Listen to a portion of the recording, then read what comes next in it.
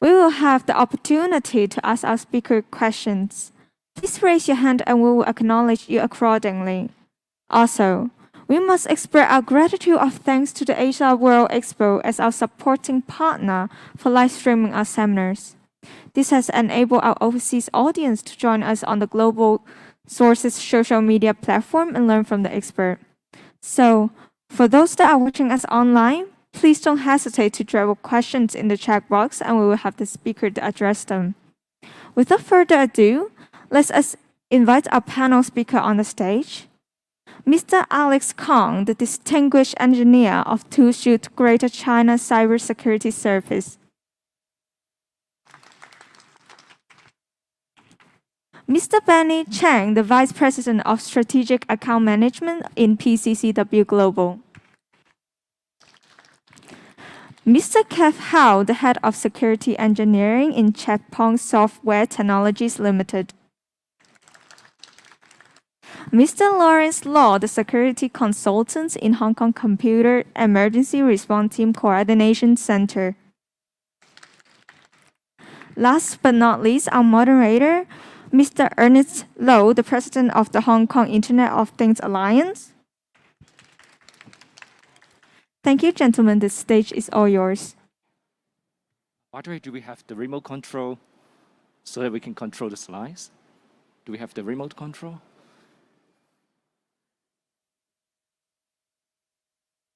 Okay, so welcome to this section. Well, I know it is not easy. So after the pandemic, well, basically now we can meet face to face.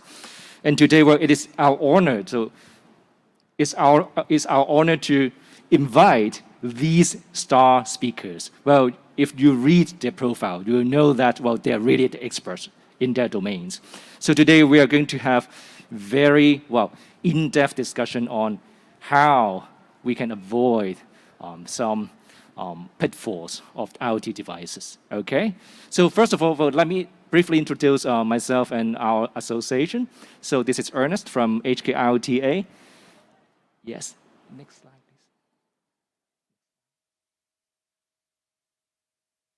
please. Okay, all right. Thanks, Alex. Thanks, Kinson. So basically, we are an NGO, and then we are a very interesting community. We have the startups, we have the bigger corporations like these guys, and also actually the airport authority is also our member. So if you guys are really interested in any IoT topics, you are invited to our future events. So hopefully we are going to resume our regular networking sections in the near future. All right. So without further ado, so let me introduce our speakers today. This section, we are going to separate that into two parts. The first part is basically individual presentation from each of them. And the second part is the panel discussion. So if you guys have many questions, I encourage you to basically jot down your questions, and I will leave time for you guys to ask these experts the questions, all right? So may I invite the first speaker, Alex. So Alex is from TUV. How to pronounce that? TwoShoot. Okay, TwoShoot, all right? So he is the distinguished engineer for basically the Greater China part, right? And well, he's not only an expert of IoT security, but he basically leads projects on how to approve your products. So if your products are basically in compliance with the IoT security standards, so he is the guy, okay? So Alex, please.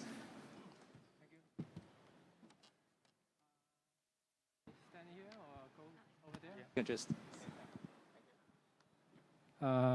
Thank you very much. Let me introduce myself. I'm Alex, and my company is the... Okay. Yep. My company is a German-based testing and certificate body. We can have an office all over the world and intended to provide service on approving on safety, security, and sustainability. There is some number we can see our company at a glance. we always say that we provide one-stop service. No matter which kind of service you want, we can send somebody based on our 150-year history. We have 1,000 locations worldwide to provide service, and we have 20,000 employees maintaining currently 500,000 certificates worldwide on product. And how is your product can be certified? We can take a look first.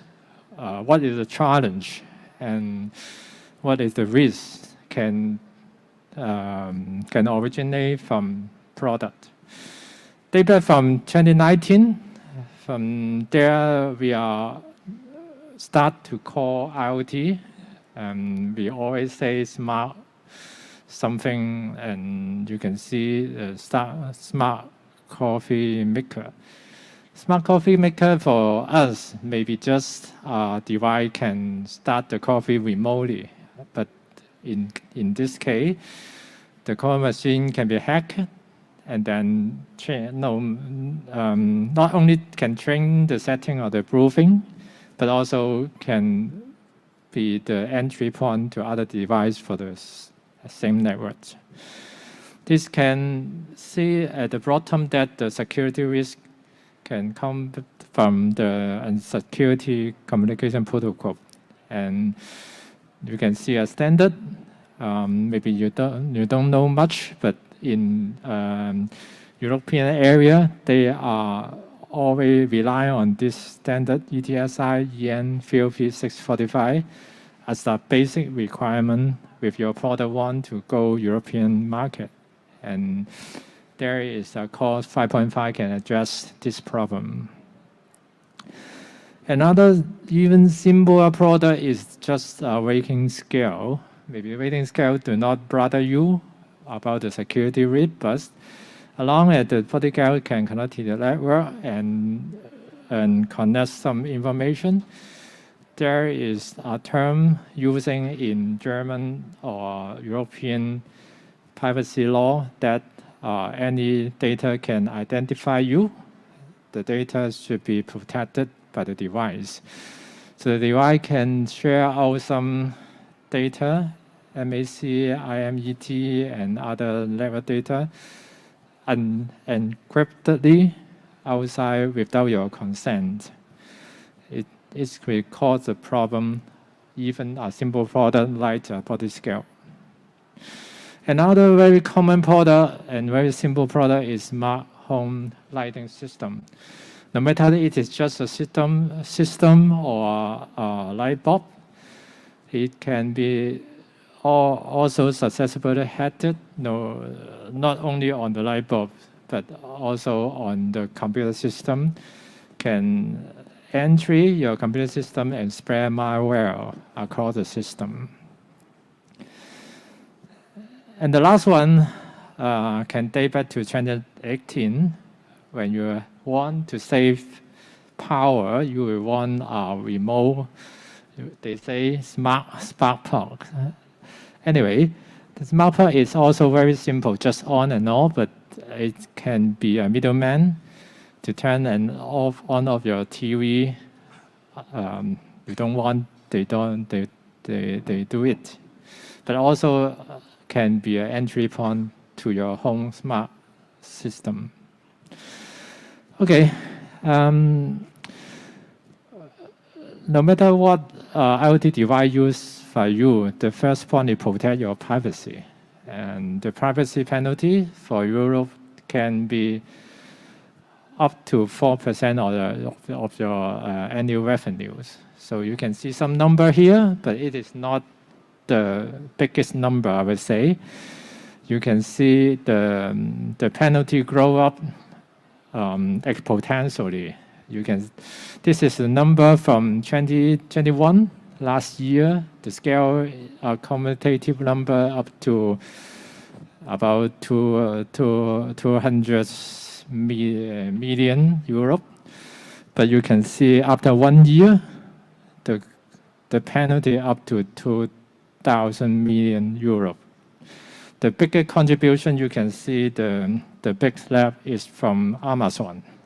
They contribute 700 million euro or penalty. So how to avoid you get fine on your product just a body scale? You need to take a look first the personal privacy and what is the data you collect from the user that can identify the people. And then the product itself should have sufficient security function to protect the data. And then don't forget your product can affect other products.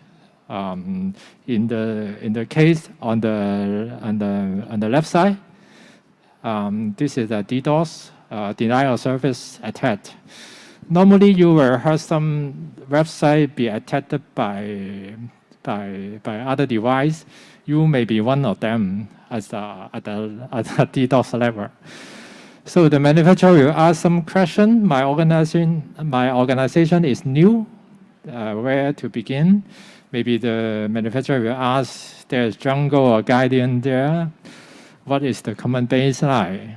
And then some manufacturer may say, why we start now? We wait, something happened. So we have a very quick look. If you start later, basically on the right, you can see some immediately safety risks, physical safety risks. If you have security risk on your device, maybe cause you some financial loss and loss of reputation of a company. Little risk may be influence the user experience, law of privacy, and give some stress to your customer.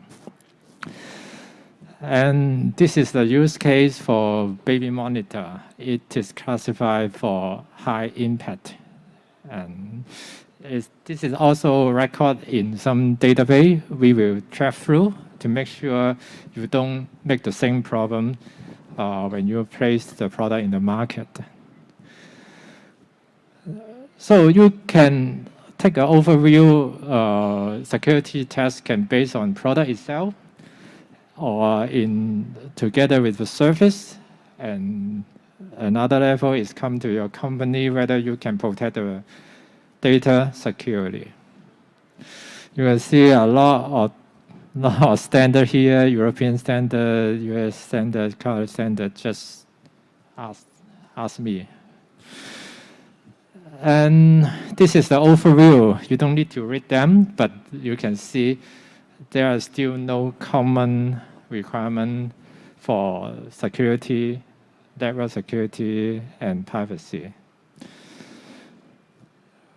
How to prove your product do something on the security? You can do some tests based on some globally recognized standard like ETSI EN 30645 by certify your product. And even you want more, you can make a mark by TÜV. Basically, it's German testing alliance.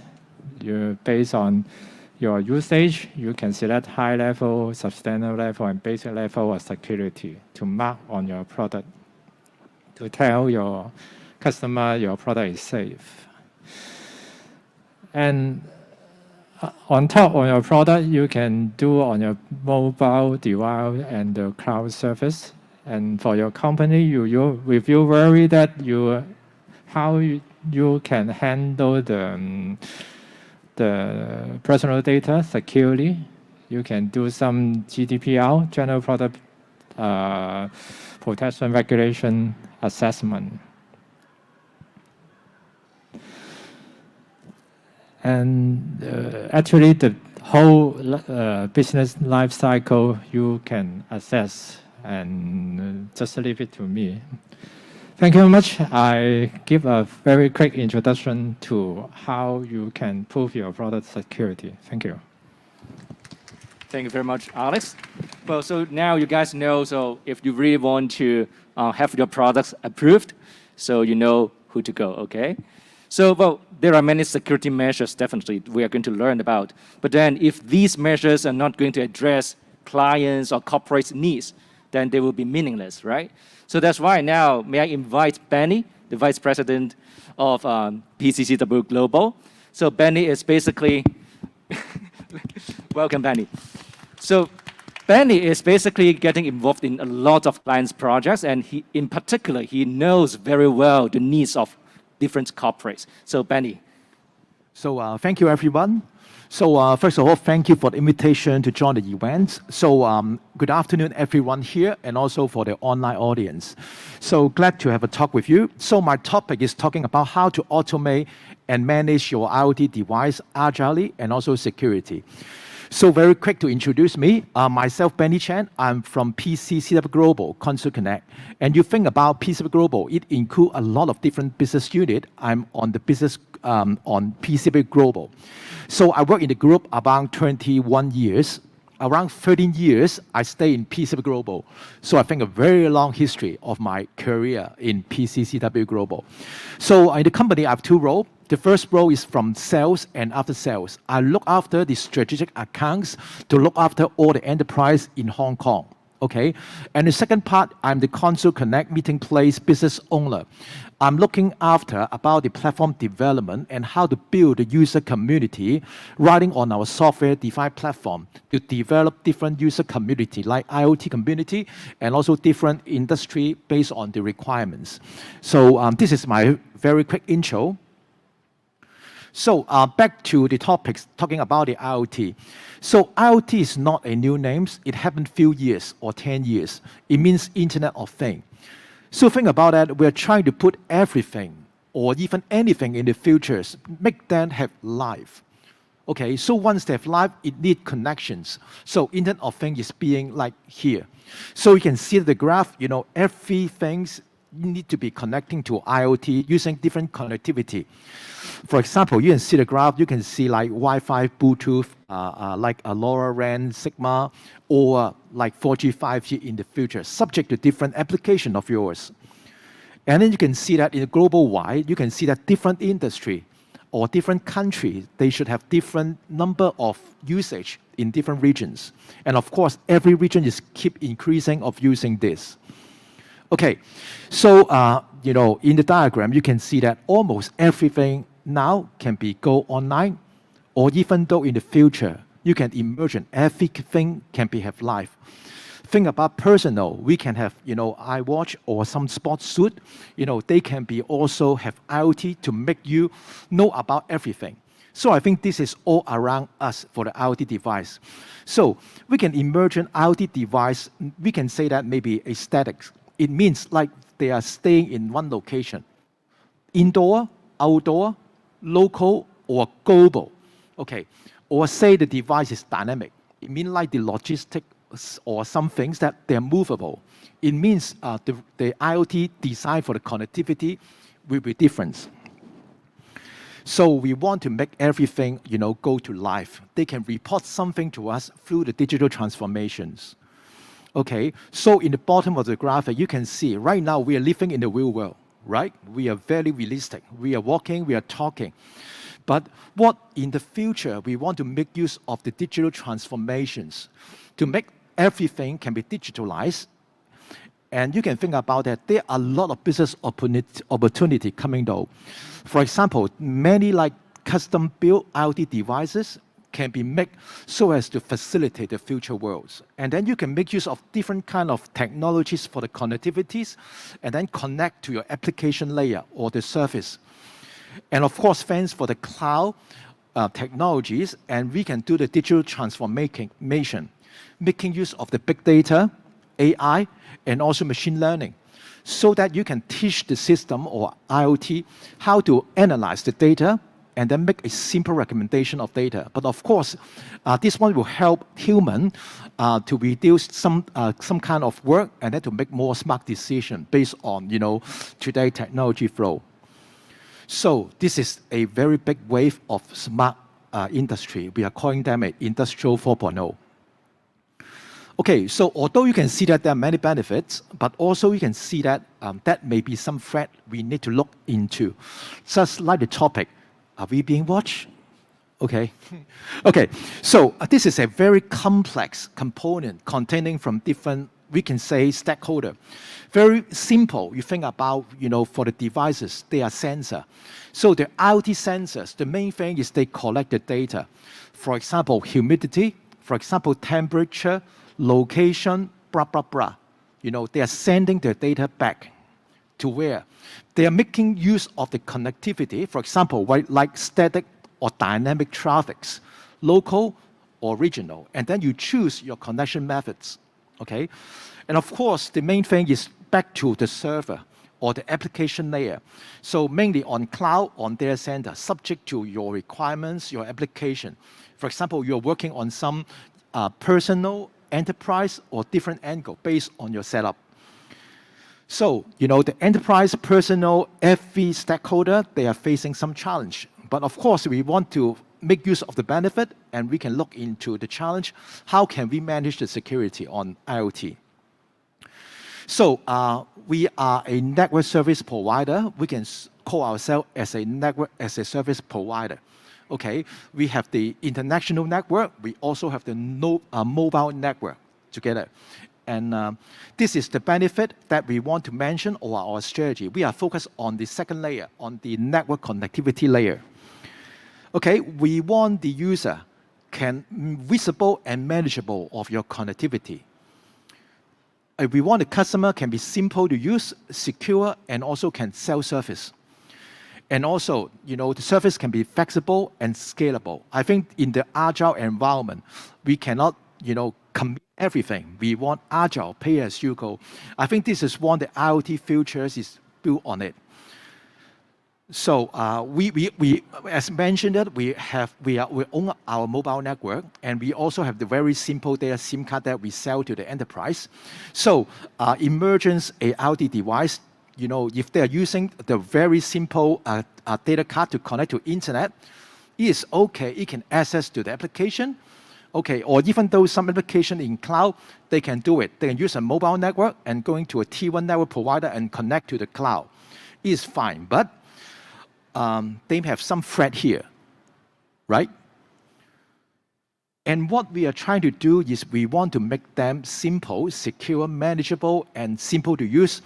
Our company thinking that we want to set up a private APN gateway. It means your IoT device can make use of the mobile network, okay? But firstly, they go to our IoT gateway. And before that, we have a SIM portal. I think this one is quite new because normally when you use the SIM card, you cannot set up anything. But what we are talking about IoT SIM is using a portal, a software-defined platform. You can configure some policy, content, reports, who can use it, and you can set up based on the SIM card level. As you can see that there are some of the trigger groups. You can set a lot of device change, network change, blah, blah, blah. And also you can see the traffic utilization, where is go, who is the client using this, and also the SIM management. Think about that, IoT is not your personal mobile. They have 1,000, 10,000, a lot of the user mapping to the device, how you can manage. So this is what we are trying to make use of our Console Connect IoT and to make your life simple and manageable. Okay, and security is very important. So we want to make things simple. Our IoT can set as an optional firewall function. It means the IoT will make use of our mobile network, not just in Hong Kong, but in global, connect back to the IoT APN gateway, and then you have the chance to set your firewall policy using a network-based firewall policy. Because some IoT devices may be very simple, very small, they don't have a very good firmware or iOS to make you install some firewall there. So one of our thinking is we provide a network-based firewall and private APN gateway so that it can make use of this firewall function to set up some connection and then use our global T1 backbone, go to different SaaS application or web browser. And of course, some application is riding on private connection to major cloud provider. And in our network console connect, we also provide direct peering or direct connection to different cloud company so that it can make your whole IoT connectivity from the devices go back to our APN gateway and connect back to your cloud direct connection. Totally differentiate from the internet. It's using a private network. So this is what we are thinking. This may be help to facilitate more secure IoT connection. And even though connect back to your headquarter data center. Okay, so this is our thinking is simpler, smarter to let you connect. And we did some cases. I think we are not just only like looking after enterprise. Our customer or factory or some manufacturer like here, I think like a lot of the manufacturer or for some custom built equipments, they are also thinking about how to make the products more defensible, how to make the device more intelligence. So this is some of our customer, they're using their smartwatch and then use our SIM card, manage the SIM card because think about the kids' watch. It includes a lot of the location. It may be secure, very secure because the parent need to look after where are my kids, where are her, where is she, blah, blah, blah. So we provide a solution to the manufacturer.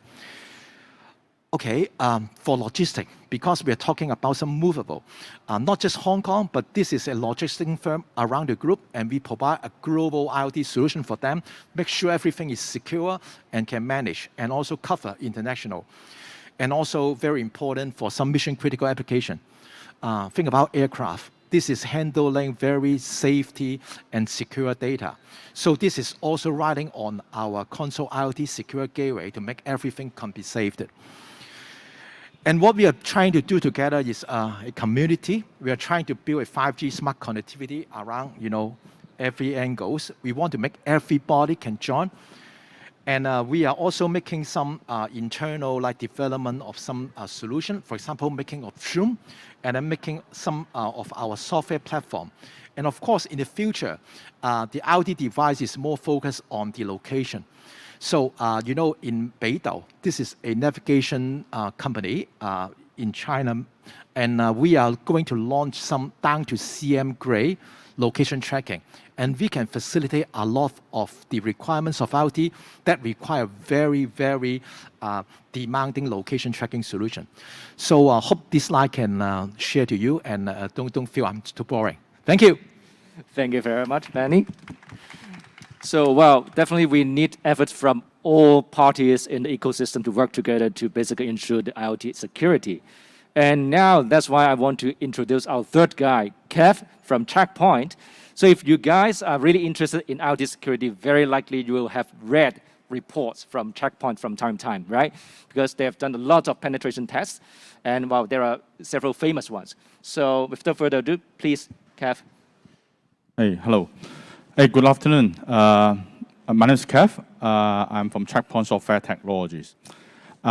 Checkpoint is the company which provide cybersecurity solutions to different angles, like mobile, network, cloud, IoT, of course, as well. And I think a few years back, we start heavily invest on IoT security. And the reason why is because we see the trend company using IoT device to improve the operation efficiency, enhance customer experience, or create some new business model through the IoT integrations. So the using of IoT device become a new demand, and of course, when the device connecting to the network, it's become a risk to your enterprise or to your environment.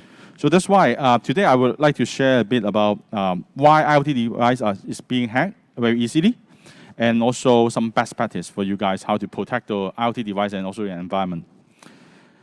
So first, why IoT devices are easy to hack? There's a number of reasons. The first one, running on legacy OS, every single system running on a operating system, right? So the operating system, you heard the famous Windows, Mac, Linux, right? Whatever, a lot of OS out there. And the problem of IoT device is first of all, they running like a proprietary OS or legacy. What's been legacy? It's unsupported OS. Think about if today you're using Windows XP, what happened?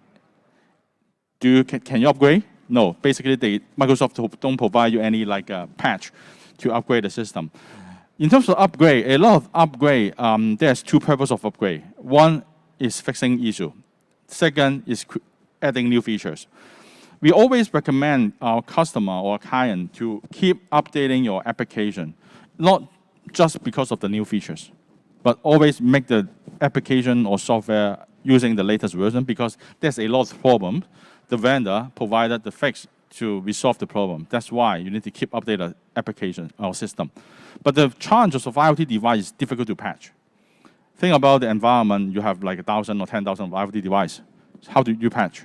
Think about you have 1,000 of CCTV camera in your premises. How to patch? Because when you patch the IoT device, it creates interruptions. You cannot stop. So that's why a lot of companies keep the IoT device running the same OS or same software as when they deployed. So the problem carry on until the incident happened. And third, the challenge is low built-in security.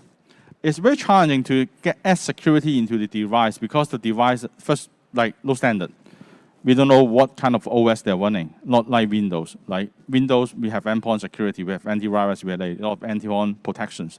But for IoT, there's a virus like various like OS. So we cannot have one single piece of software that compatible with all type of OS. This is a challenge. That's why we don't see a lot of IoT device have security built in. This is the reason.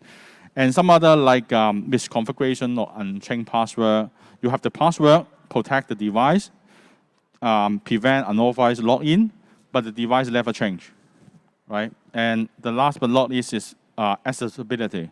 So some of the device is putting outside. It means that anyone can get access to the device.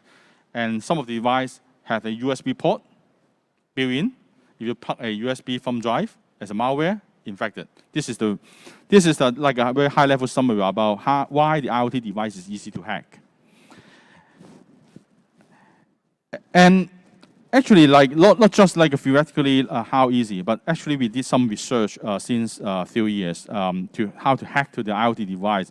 And there's a few cases. I'm not going to go through one by one because of the time constraint, but I'll just give you a bit like a high-level idea of how easy. First of all, we don't really use any like a zero-day vulnerabilities. This is very crucial because zero-day means we have to invest a lot to find a vulnerability that is not propagated in the past. But in this case, this 4 case, we are using a well-known vulnerabilities, which means that if it's been found out a few years back, like the Philips Hue. I'm not sure if you have some light bulb from Philips in your home, smart light bulb, and we actually using the protocol, CB protocol, the vulnerabilities to hack to the devices.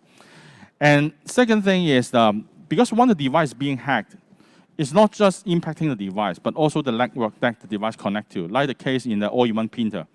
We hack into the printer, not through the network, through the PSTN, using the fax. The thing about the fax you open, right? If you have a fax machine in your company or in your office building, so you accept any fax, right?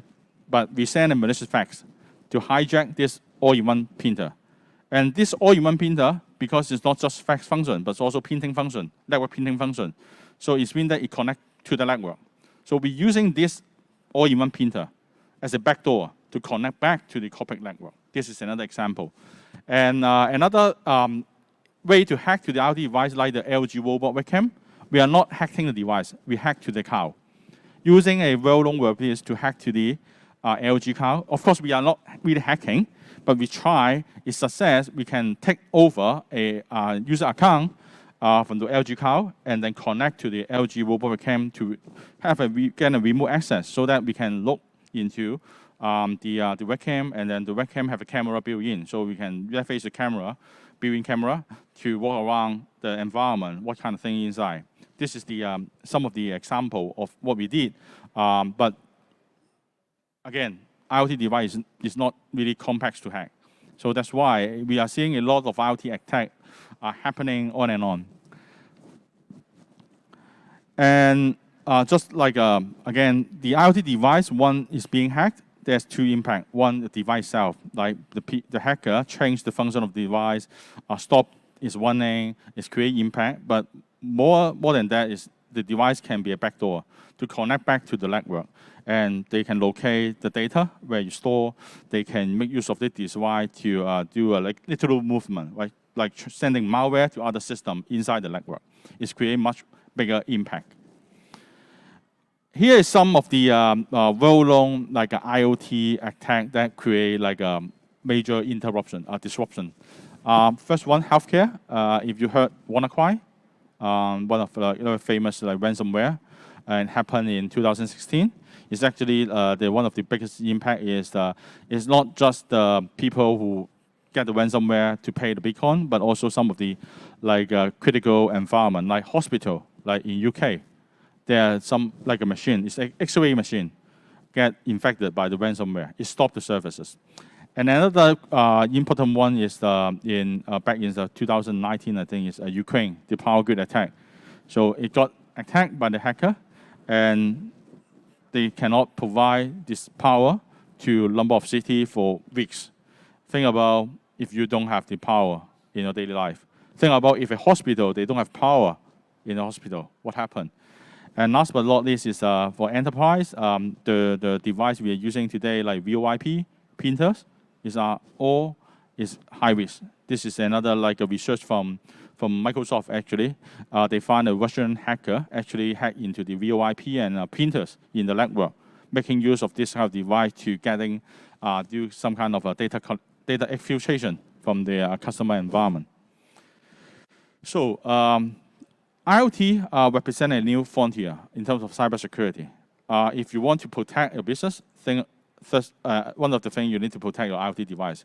Because in your company, think about an organization today, they have 1,000 users. How many devices they have? Probably like 5,000, right? 1,000 device endpoint, 1,000 mobile, and the rest IoT device. But most of their company focusing on protecting their mobile and endpoint. But the rest IoT device, they don't have any like plan to protect. So more than 50% of devices being open to the hacker, okay? And here's some recommendation about how to protect the IoT. The first thing is visibility. In cybersecurity, visibility is really, really important. So we have to understand what kind of device connecting to the environment. What are they, first of all? What is the OS version? How they are communicating to the other? What kind of protocol they are using? Because if you have the understanding of the environment, then we can apply the security control. So move next to enforcement. How we can apply security control? Zero trust. Zero trust is one of the every security vendor talking about zero trust. Think about when you travel, go to the airport. It's actually a zero trust, right? Even though you have an ID card, you have password, it doesn't mean you can go anywhere. You have to go on the same on the flight you booked. This is what we call zero trust. Like we have to control everyone, make sure that the connection from this person or from this device is authorized. And on top of it, we have to do additional security check. Make sure there is no malicious intent activity inside. And last but not least is respond. So how to respond to incident is really important. If you get hacked, if you respond quick, impact less. But if you respond is low, the impact is huge. So that's why response is really important. So here is some like architecture design idea or suggestions. First thing, how to get the visibility. We need to have some kind of discovery technology to learn the network, to understand what kind of device inside your environment. And this kind of data is really important because it helps you to create the security policy, to control the network, to control the IoT device, so that you have to have a level security appliance or level security protections to control the IoT environment. And last but not least is a response. So every single event, you need to have a platform to correlate all the activity that you collect from this kind of device. And based on this alert, you can define a auto reactions to remediate the problem. Think about like if there's one device, we detected this is malicious devices. What we have to do? Stop the connection, right? Isolate the device. So if you think about this kind of process, it's manual process. How much time you need? How much time you spend on remediate problem? So automate everything is crucial. So this is one of the like idea of how to build the IoT infrastructure, IoT security infrastructures. Okay, just a quick summary. For the visibility, what we need to know, first of all, device type and the nature, like is a IoT sensor, what type of sensor is this? And how to the device communicate to the system, and the malicious intent activity detections, this is all you have to know in the environment. And when we talk about enforcement, applying security control to the IoT environment, think about zero trust, like don't let the device connect to everywhere. Just allow the device connect to where it has to be, like the IoT gateway. This is the only way, this is the only destination the device can connect to. So create a policy, block other connections. And do threat prevention. Access control is not enough. It's good, but not enough, because even though the traffic is authorized, but if the device is already compromised, it sends a malicious traffic to the IoT gateway. It tries to hack the gateway. We need to stop it, even though the traffic is allowed. So we need to do like a deep inspection to understand the traffic inside. And virtual patching, like as I said, IoT device is really difficult to patch. So is there any way to make the device secure before you actually patch the device? There's technology called virtual patching, like using the network device to block the exploit over the network to avoid the device being compromised through the by using the vulnerabilities. So last but not least is the one-time protections. At the very beginning, I said there's like a very difficult to have a IoT device security built inside. It's true in the past, but today it's not really. One of the things Checkpoint do is we are not just providing security platform, IoT security platform to protect our enterprise customer. Actually, we are now actively working with different IoT vendor to try to build in our nano agent inside the IoT device. One of the cases we did this year, we worked with a Hong Kong startup who invent a 5G edge router. They have our nano agent, which is a agent, very like footprint agent, inside the router. So we will protect the device is being compromised. We stop all the attack on the fly when we see some like malicious activity or some like hacking to the device. We stop it in one time. So it's one of the case. And we also partner with some of the global giant like Intel. Recently, we have a press release. We will partner with them to provide the nano security for the IoT-based CPU or Razor V. So this is the idea, because if we want to protect the IoT device, not just the environment, but also from the very beginning, we always talk about secure by design. Think about the design phase. We have the security in place to protect the device. Everyone can benefit from this. This is one of the focus from Checkpoint. And finally, response. There's a lot of response we need to take when incident happen. But one keyword is automate. Try to automate a lot of process. It will help you. But what kind of process we need? We need to understand. We need to have a very detailed plan how to react to the incident and then automate the process to make it much quicker to respond to the attack. So thank you very much. Thank you very much, Gav. So now you guys know that, well, there are so many details that, well, you need to basically go after. So the visibility and then the policy and then the response, right? But, well, if you still need more advisors, then the fourth guy, so Lawrence, then you need to know him because, well, he's from Hong Kong PC and also Hong Kong CERT, and they're doing some best practices for you guys. Yes. Lawrence. Thank you. May I have the... Okay. First, hello everyone. I'm Lawrence Law from Hong Kong CERT. I'm security consultant, and I would like to share about how the current situation from the cyber attack perspective on IoT device, and I would like to suggest my view on how simple steps to make big difference in IoT security. Let me tell a little bit about Hong Kong CERT. Hong Kong CERT, Hong Kong Computer Emergency Response Team, is to coordinate information security incident response for local enterprise and internet users. We monitor cyber threats both international and local. We issue security alerts and raise awareness on cybersecurity. We coordinate incident response with international counterparts other than other third body globally. Back to today's topics, I try to share the view from the perspective of cyberspace in Hong Kong as a whole, what we see from day-to-day operation in tackling with IoT security, and what effects of IoT device being compromised and cause harm to the cyberspace.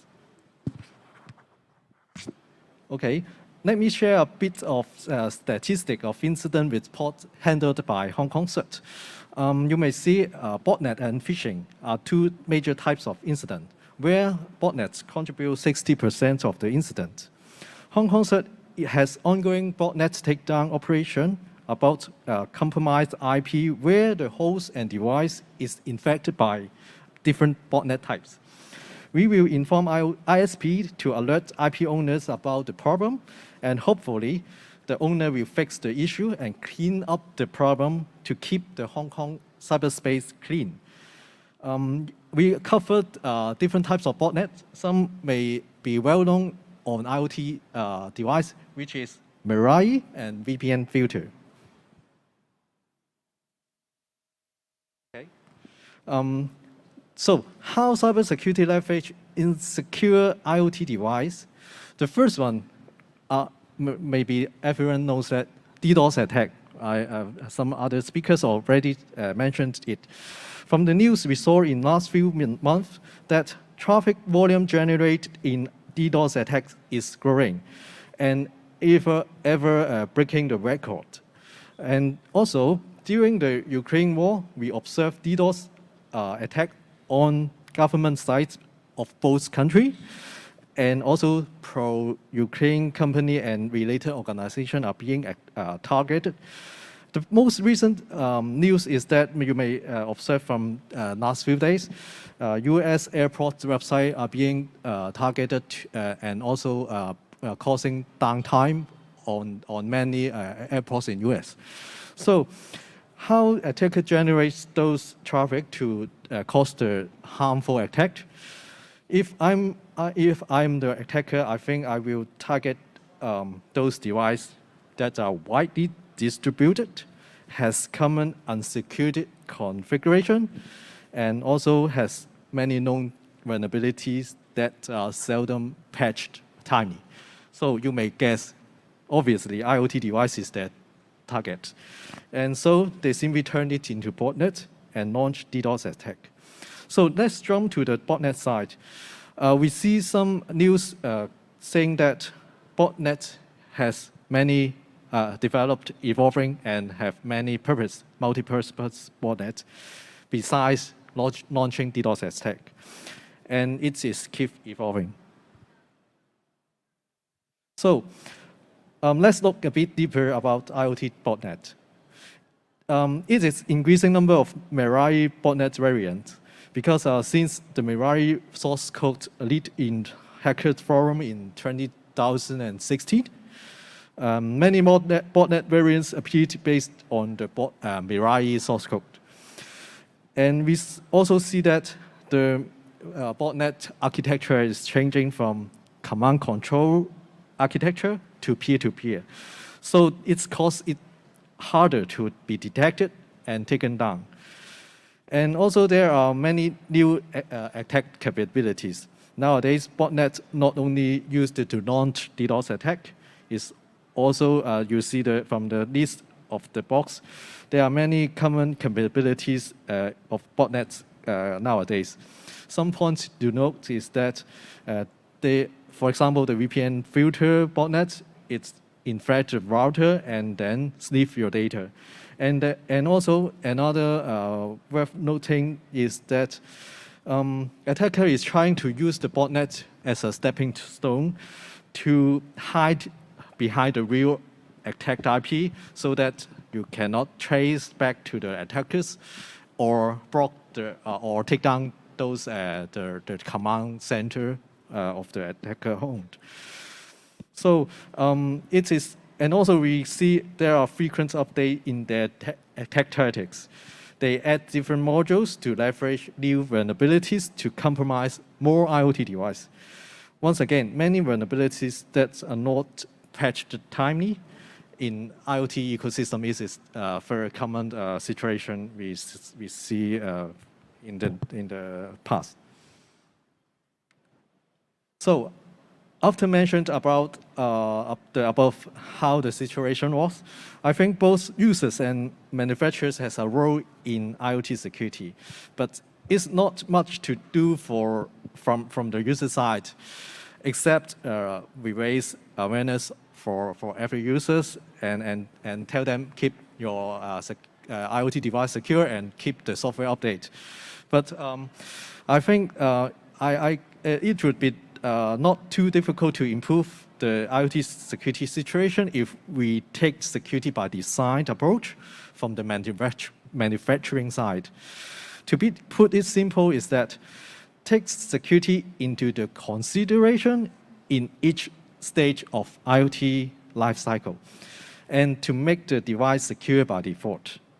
Some common pain points to give as an example is that usually, manufacturer will budget most of the portion in developing IoT device and only cover up to the product get released.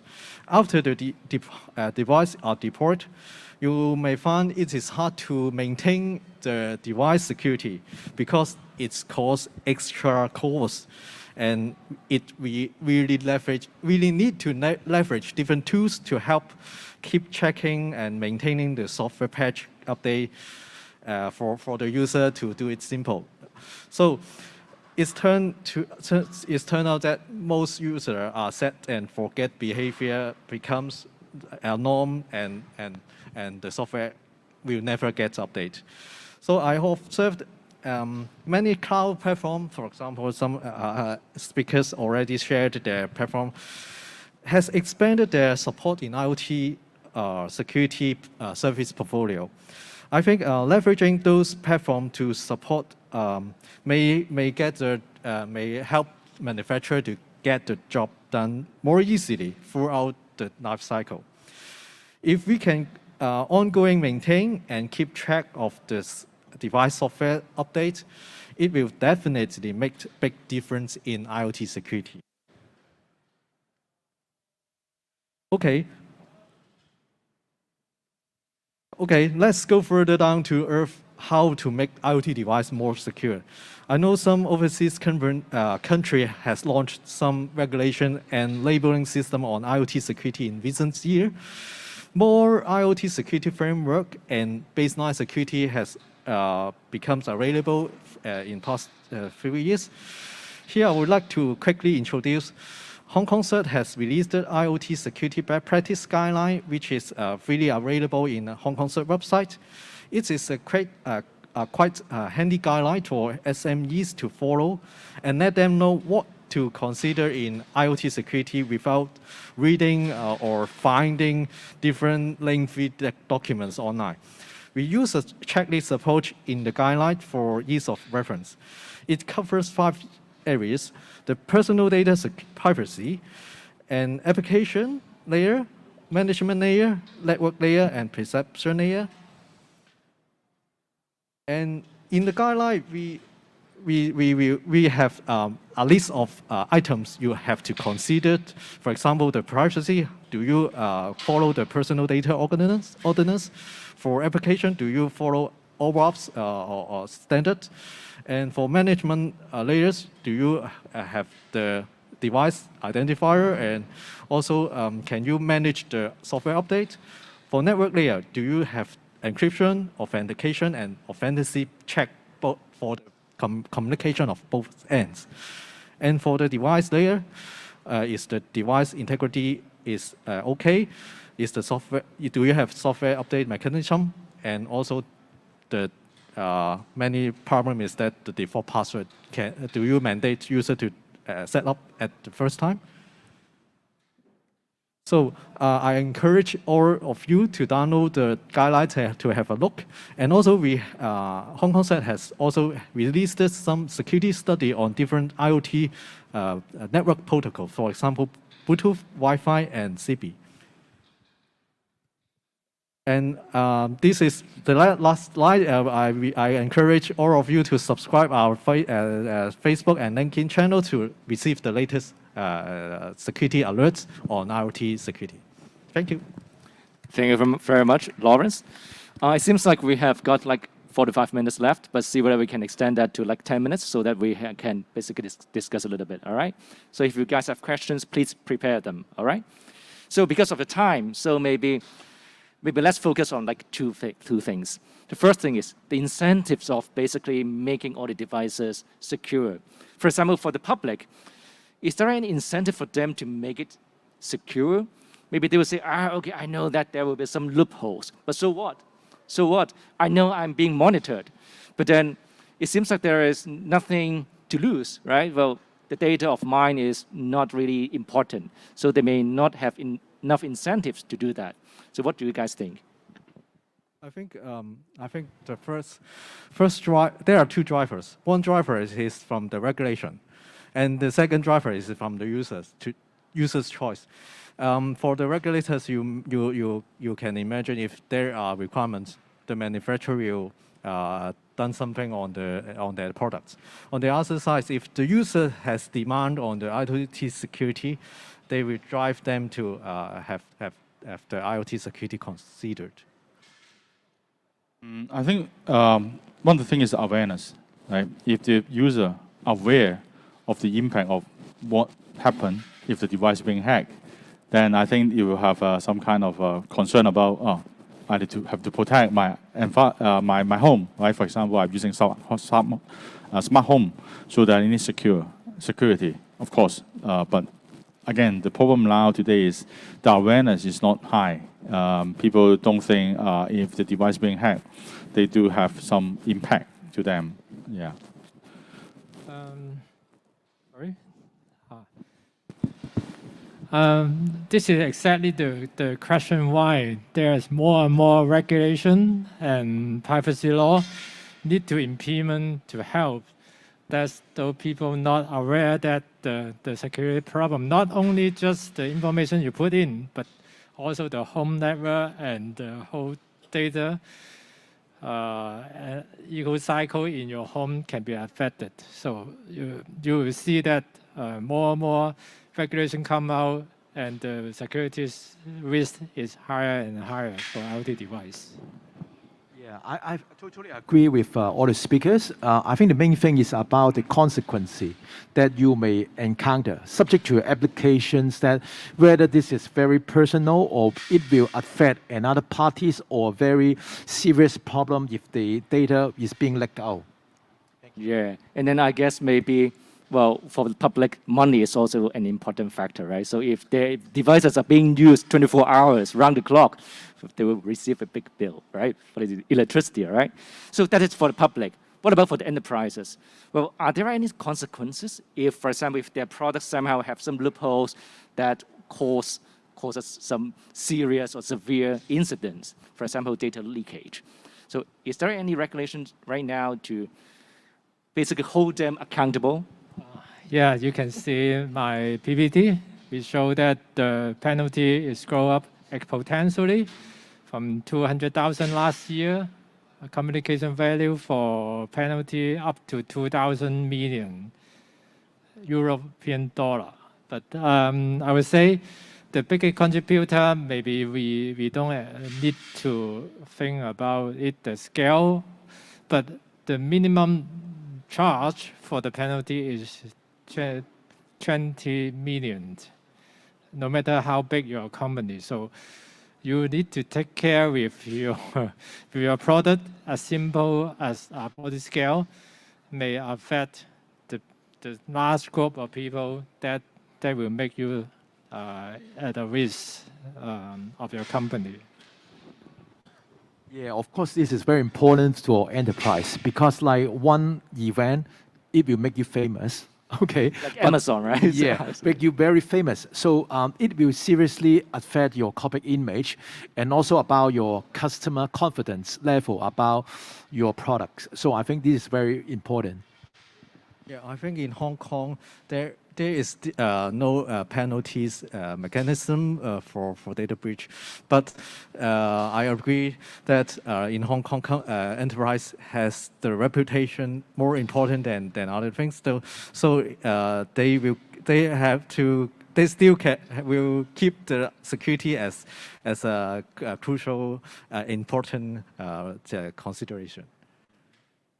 Okay. Yeah, I think I can share a little bit about recently we are working with a number of customers, in particular on IoT security. I think the awareness or the concern of IoT in enterprise level is getting higher and higher. Some of the industry like bank, like last year, CWAF 2.0, they do mention IoT security for bank, right? And another is the government. The government, they have the G3 guideline. Is also mentioned IoT security. I think this is the reason, of course, is the people seeing the attack to IoT device getting higher and higher. That's why they have some kind of a guideline or regulation require the company or the organization start considering on IoT security. That's why recently we are working with a number of customers working on this particular IoT. But the challenge is the IoT security is there is no like a very common ground on how to protect the IoT. There's a lot of technology. I think at the end of the day, no matter what kind of technology you use, but the ultimate goal is your environment, your IoT device is being protected. You can put the IoT security software into the device, or you can protect the network, or you can protect whatever you want to secure the environment. But again, this is the one thing is you have the mind on protecting the environment, not because of the regulations. Regulations is one thing to give you the urgency, because if you don't comply, you get some like kind of I don't know, like bank, they will have some issue with MA, right? But like I think the regulation is just like a guideline, just like tell you how to do it. But like think about the impact. Do some kind of a risk assessment. Cybersecurity always talk about risk assessment, right? If you have risk to your business, then you do something, right? Because you use IoT device in the network, not because of like using a smart TV, but using CCTV to protect your premises, like a physical security. You're using the IoT device like in the store, like logistic, like in the warehouse. You monitor the parcel. You help your business. If they're being hacked, impact your business. So this is the reason I think IoT security is the company have to start looking at, not because of just regulations. Yeah. So that kind of leads to perhaps the final question, and then we're going to open it to the floor. So suppose everybody is right now aware of the importance of this, and they want to do something, but then they already have got some IoT devices, right? So, and it is not possible for them to replace all of them. So what can they do for the current devices? How can they protect them? Okay, let me start first. Few things. First of all, network security is one thing. Because the device eventually connected to the network. If you protect the network, stop unauthorized access, block malicious, block malware, to the device, I think pretty much you can secure the device, even though the device can be hacked. This is one thing. Another thing is do some kind of assessment to the IoT device. Even though you have the IoT device in your place, you don't need to replace the device. You can just upgrade the firmware, right? You can just upgrade the software, do some assessment, and then find the problem, and talk to the IoT vendor, ask them to fix the problem by providing a new, like a software, new firmware. It's also work, right? You don't have to replace all the device. Of course, some of the device, if is be legacy, the vendor is already out of support, then you have to consider to replace the device. But if you have security, level security in place at the beginning, then I think pretty much you can, not saying you're not to replace the device, but I think you still have time to get some like well planned to identify what type of IoT device replacement you can consider.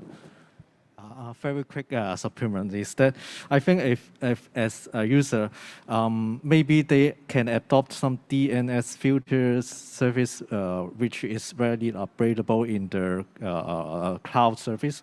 So once you have the DNS point to that, there are some filtering to block those malicious sites or malicious domain. So maybe this is a simple steps for those which cannot change a lot in the infrastructure.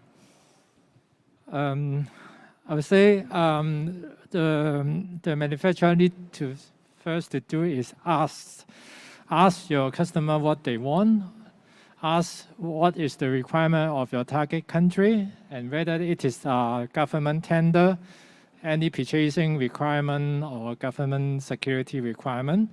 Then you will know. I completely agree with Chris that regulation is just a basic baseline for regulation product, but on top of it, you need to protect your product based on how many risks on your product, the functionality risk, how many people involved on your device, how sensitivity of your data you are handling.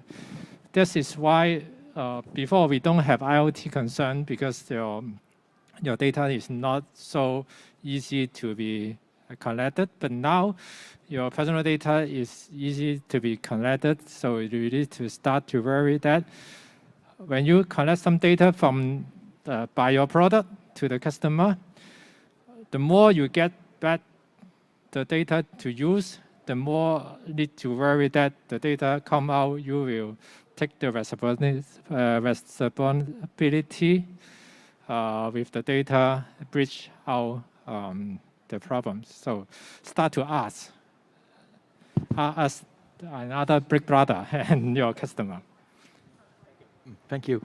So from ourselves, talking about the very old or out of support IoT devices, in principle, of course, based on the mission critical or whether this have some consequence if a very big impact, and we think that in medium terms or long term, you should prepare to replace. But in short, see whether you can. The main thing is connect back to your server. I think what we can do is to make sure the server side can provide enough security to ensure that kind of things should be mainly a private connection back to the server, and you control the server end. And then, of course, according to different planning and also different things to set up a new thing. So as things IoT security is really a very broad. End-to-end is have many different stakeholders or components here. So I think every part we need to take care about whether you need to replace it or just keep it. Yeah. Thank you, guys. So at least you guys know that you need to protect your network, and then you also need to upgrade the firmwares, and then you also need to evaluate the impact and consequences, right, of whether your devices are secure or not. Okay, so may I ask, is there any question from the floor? Any guys, you want to ask these experts questions? Gentlemen, seems like there's a question from online audience. Oh, okay. Okay, first question is, from a user's point of view, what's the impact of IoT security on the price point of simple home appliances, such as smart bulb and robot vacuums? Yes, sure. Like the research we did for LG robot webcam, not to LG, first of all, but every single robot webcam there's chance to be hacked, especially now the robot they have camera built-in. Think about the camera built-in.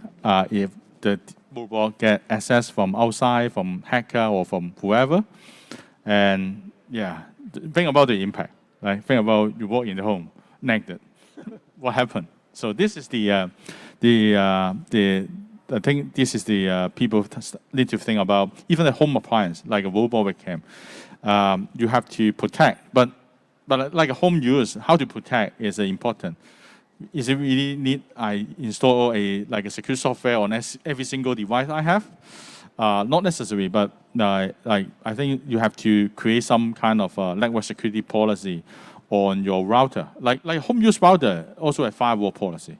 You can just deny all the inbound communications, like just allow the outbound. Then I think it's a basic step. Not allow everyone to connect to your home network, right? When using a lot of IoT device or not only IoT, but just when you're connecting to network, just do some kind of network security policy on your router. It has the features. Just turn it on and then create some policy. Yeah. Did it affect the price of the products? The price, I think not really. I think the price of the product, because I can say even though the device talking about a few $1,000 or down to $10, they share the same weeks. Yeah, share the same. So price is not the matter. Translating to dollar signs, it seems like, well, Kev is suggesting that, well, maybe you can just do some networking security stuff that is kind of like typical practices, and that won't add too much to your budget. Yeah. Okay. Yeah. Because you have the router already, right? When you get access to internet, you have the Wi-Fi router. They already have firewall feature built in, it's free. Just turn it on and enable the policy, and that's it. I think Chris point out a very important point that the robot, maybe a vacuum cleaner or just entertainment robot, can go around your home with camera and something like that. And somebody say that security is the product, whether the hardware is good, the product is good, but you need to be more on privacy. Privacy is something your personal data you don't want other to use and without your consent. So every product, when you're talking about the security, you need to know the goal of the security, what need to protect it, and then you need to think first, what is your personal data and other security identifiable data can be breached. So I agree with Greg that it is a very broad topic we need to consider. I have a follow-up question. So would that incur some additional hardware expenses? Well, because some IoT devices, the computational power is really limited, right? So they cannot really afford doing those algorithms, right? So if you want to support that at hardware level, does it mean that they need to use some more complicated or complex, like microcontrollers, SoC, which will basically increase a lot of the hardware cost of the products? Sorry. So I think, of course, for some like electronics devices, if the devices can differentiate their products to another products, mention that that device is some kind of security ensure devices, it may be better to differentiate with others. Of course, for the hardware, firmware, or user interface, that they can set something to deny, and then if you want, you turn on. So normally, for security, this is a trade-off. For example, you want convenience, you need more steps. You just skip more steps. For example, I voice command a device, okay, clean the floor. I can just show it and then do it. But this is the threat. Whenever some IoT device can be denied first and then you want to activate, maybe you need to go down, type some password. Okay, this is secure, but this is the trade-off. So I think like if the devices, you're talking about the cost, is talking about the function features, and of course, if you want more security, it should be pay more. Yeah. I think it depends if you ask me, because I am in normal hardware for IoT device. Basically, it depends on how you implement and turn on the basic features of the For example, you use Wi-Fi, your basic features, maybe the encryption, what protocol you use. If you use the old one, it is easily get hacked. So if the manufacturer select the right approach and implement the security features readily available on top of the existing protocols or communication, I think the price will not jump up, but it depends on different IoT device because some require more security and carry more power. It can embed some security elements in it to do the encryption and the trust. And so this is my answer. So in simple words, these are the guys to go to. So if you really want to optimize the CapEx and OpEx, because they will help you avoid the unnecessary security measures that you don't really need. Okay. Any other questions? Okay, one final question from online. Is there a standard like SA8000 that manufacturers need to have so that users know the devices or products made by factories ensure that users' rights like privacy are protected? Any standard out there that regulates the privacy? This is a very good question. What is the standard lead? What is the regulation? I would say the strictest regulation is European regulation GDPR, and they don't tell you how to achieve it, but they have some guideline. Many rules, you can take a look on it. One of them is that you need to design security by default. Mean that you can start the security design from the beginning. But the second step is you need to take a look what is the functionality or your product need to handle the personal data. Are you minimize the personal data need for your functionality? Are you choosing security level provider, cloud service provider, and other servicing provider to make you a better sleep at night? But the last thing is, don't think what is the standard you need to follow. Think that what the government want you to do. So you need to learn. Maybe you put the product to some gap assessment, and then even you get the electrical report, you learn that what is the regulation want. This is the most practical way you can have a quick learning on what is the regulation need. A quick supplement is Hong Kong's IoT security practice guideline covers some of the privacy checkings against the IoT product. So you may get reference on it. Thank you, gentlemen. If there's any questions from the in-room audience. In case you have any more questions for the speaker, please feel free to stay behind and discuss with them. Gentlemen, before you leave the stage, we would like to invite our representative of Global Sources, Ms. Karen Chen, to present you with a memento as a gratitude of thanks. Ms. Chen, please.